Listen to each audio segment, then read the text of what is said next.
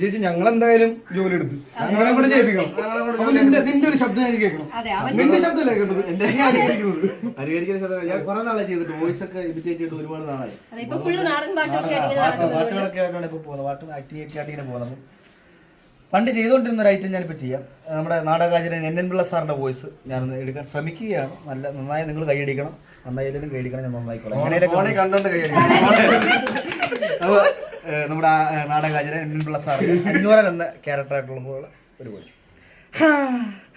മറക്കണോടോ, ഞാൻ മറക്കണമെന്ന് എൻ്റെ ലക്ഷ്മിക്കുട്ടി, ഈ വീടിൻ്റെ മഹാലക്ഷ്മി എൻ്റെ കയ്യിൽ കിടന്ന് പിടഞ്ഞില്ലടോ മരിച്ചത്.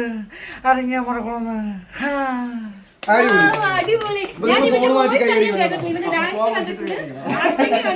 പാട്ട് കേട്ടിട്ടുണ്ട്. ഇവൻ വോയിസ് ഇമിറ്റേറ്റ് ചെയ്യുന്ന വളരെ ചുരുക്കമായിട്ടേ കേട്ടിട്ടുള്ളൂ.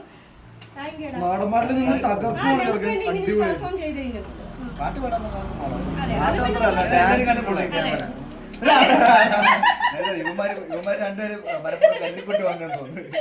സന്തോഷം. പിന്നെ ഒറ്റ ഞങ്ങളൊരു നാട്ടുകാരാണെന്നുള്ളതിന് ഭയങ്കര സന്തോഷം.